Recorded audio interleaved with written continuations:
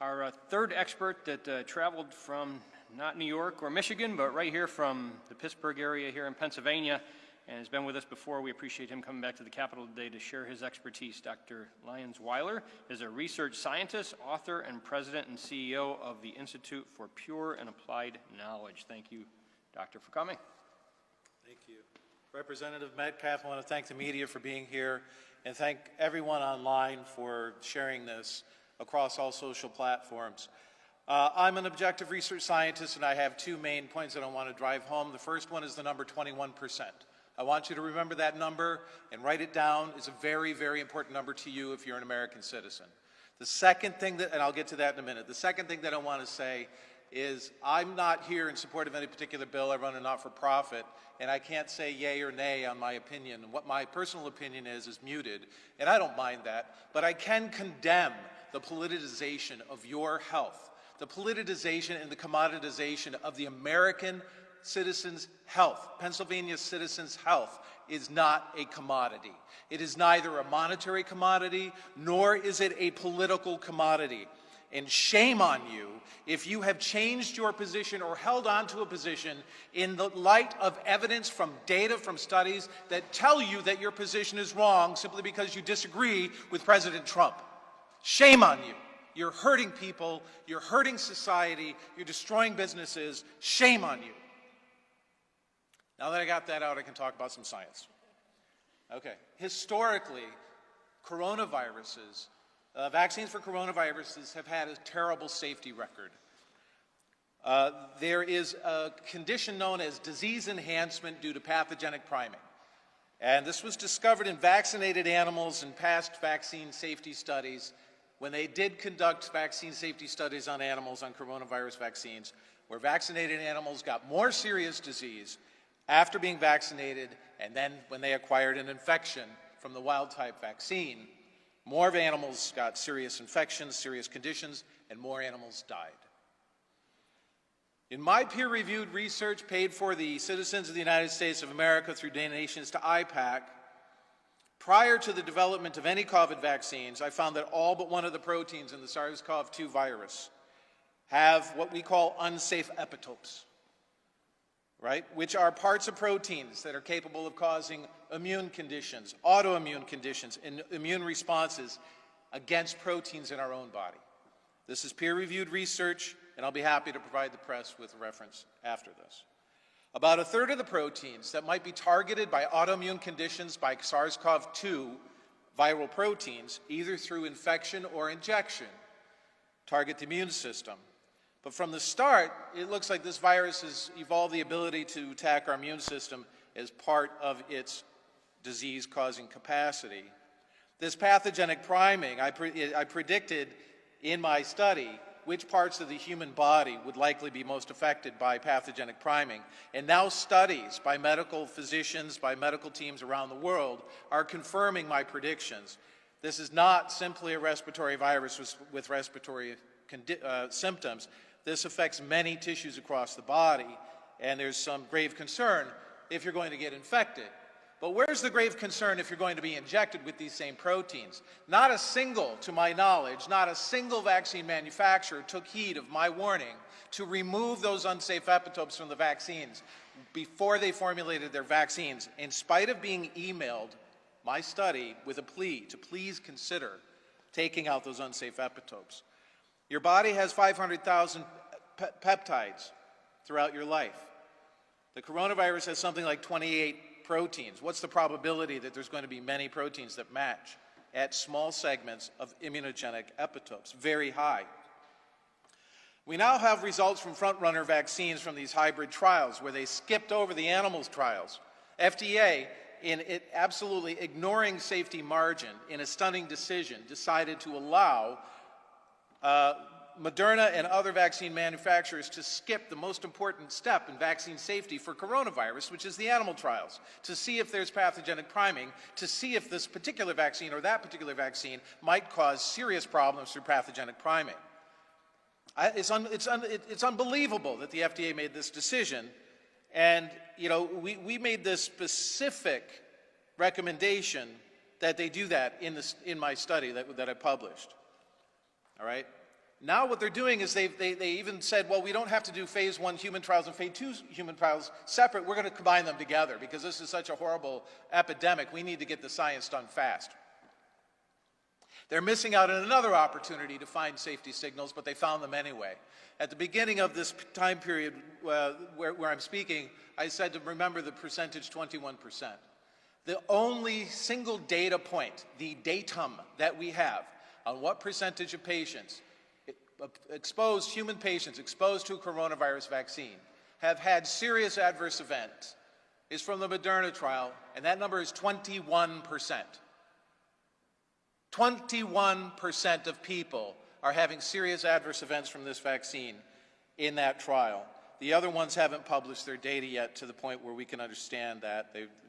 Like Dr. New said, they're supposed to be transparent. But, you know, I'm really upset as a professional scientist and as a citizen that our public health officials have not given you the good word. The good word that it is now absolutely mundane, routine medical care to take care of a patient with coronavirus. It is absolutely known that you should not put them on the full ventilator pressure. That's what killed most people in New York City. It is absolutely known that corticosteroids now take care of the autoimmune-like conditions that people are experiencing that I predicted in my study. So those high incidences of autoimmunity from a treatment, not a vaccine, a treatment, a medical treatment, they're now routinely used across the United States. It's also known how to treat the incidental coagulopathy, which only can be thought about as an outcome of something wrong with the viral proteins being in the body. And just this morning I read in the journal The Lancet, their position is that antivirals are generally effective against coronavirus, COVID-19. The public needs to understand that tens of thousands and soon hundreds of thousands of medical doctors around the world are going to join me and others in condemning the politicization of coronavirus and public health in general, including vaccines. We have to understand that, you know, we're going to come together and have come together with joint resolutions about this political state to stand down on politicization of public health. Stand down on it, even if you're a public health official, right? You need to be a scientist first and a qualified one at that to conduct public health, and you can't just regurgitate what the CDC has to say. All right, so now we have really good news. Why do we not hear good news on treatments from our public health officials? Shame on them. They're keeping people in fear, intentionally. Why? It's fair enough to speculate that perhaps after the election we will see a disappearance of their concern over coronavirus. So those people who would like to add coronavirus vaccine mandates to our society's response have to understand a few things. First of all, it's a disproportionate response given the rate of mortality. If you're not over 70 years old, you have less of a chance of dying of coronavirus than you do from influenza, thank goodness. However, if you want to mandate coronavirus vaccines, understand that if you're a medical physician, hear me well, if you want to reject 21% of your patients, and that's a low number, that's a lowball number. If you want to kick 21% of your patients out of your practice, be my guest, those patients are probably better off without you. So the estimates of coverage that are required to be needed to protect the population from vaccine herd immunity are that, and this comes from Paul Off at the Children's Hospital over in Philadelphia, efficacy rates as high as 50% and coverage rates as high as 75%. The Pew report from the other day, a poll says that 51% of the population do not want this vaccine. They won't take it. Not just that they won't be the first to line up, they won't take it. How are we going to get to 75% with only 51%? Well, we need a much more efficacious coronavirus vaccine. It is imperative that we do not discount prior immunity in the population from prior exposure to coronavirus-like viruses or to coronavirus itself. And if you look at the infection fatality rate, not the case fatality rate where you get a diagnosis, you take the symptomatics and the asymptomatics and put it together, the statistic that was published in May was less than influenza. The press has learned that yes, we're going to have a problem with long-sustained antibodies. But we've known that for coronaviruses from 1990. It's not new. The press has reported that. But the press now, and thank you for doing this, has reported that we have memory B cells and memory T cells in response to coronavirus, so our bodies will remember how to be immune to these coronaviruses without having to carry around antibodies to everything we've ever been exposed of, expressing those proteins in our body all the time. That would be metabolically unsustainable. It's not how human bodies work. It's not how mammalian bodies work. So this mystery of public health officials not working to reduce concern can only be seen as political, and please join me in condemning that. Our reaction to coronavirus has already been worse than the virus itself. A terrorist could never succeed as well at shutting down businesses with a bomb in the United States as we have by this ridiculous, inaccurate testing. Dr. Singhang Lee from Milford, Connecticut, published a study that showed that the reference samples that are used to validate the COVID-19 test, 30% were false positives. When he sequenced the PCR product, 40% were false negatives. What are we doing with PCR testing? And if you test everyone in a population with a CT scan, you're going to find cancers in everyone, and you're going to do biopsies on everyone at a rate where you're going to end up doing a lot of harm. Every person that has a false positive rate, when the infection rates are low, and there's something like 2% active infection, maybe maximum, per year with coronavirus across the United States right now. We're going to have far more false positives, even if the false positive rate is just 1%. What does that lead to? It leads to contact tracing of those 14 people that you saw in the mall the other day. You're shutting down those 14 businesses. Bomb after bomb after bomb after bomb, shutting down our economy. That's cruel. And then on top of it, we're bringing quaternary ammonium compounds into schools. I'm going to spell a name for you. H-R-U-B-E-C, Terry Hrubik. The H is not pronounced, Terry Hrubik. She did studies of these cleaners that we're bringing into the schools, and we're spraying all over the schools every day or every week to fight coronavirus. She found in mice neural tube defects to the rate of 15% of the pups, and a reduction in the reproductive capacity of both male and female mice of 50% with these, they're called quats. Look them up. I just did an Unbreaking Science episode. Look at hashtag Unbreaking Science. I interviewed Dr. Hrubik yesterday.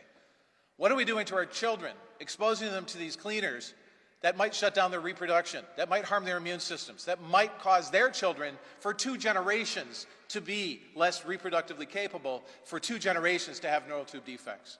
Look up and think about what we're doing. Our society is messed up because we don't think about attendant consequences, and we base our for-profit medical system on the externalization of costs on people like these families. She bears the cost. You all bear the cost. Let's bring liability back to the vaccine program in the United States. And the last thing I want to say, that the National Vaccine Injury Compensation Program itself, I believe, is corrupt. I was an expert in that program, and I quit that program after a special master attempted to bribe me to change my testimony for payment. And you put that on the record. On top of it, the probability of anybody getting, you have no chance in the National Vaccine Injury Compensation Program because you heard earlier, HHS determines which vaccine injuries are real. HHS is the defendant in the case. HHS writes its own ticket to what you can charge it with. It's like me robbing a bank and saying, you can't charge me for taking the 50s. I'm writing the rules in my own courtroom. That system is so backwards, it's unbelievable. So please, do your own research, look up quats, look up quacks, look up coronavirus, and I want to thank you, Representative Metcalf, for today.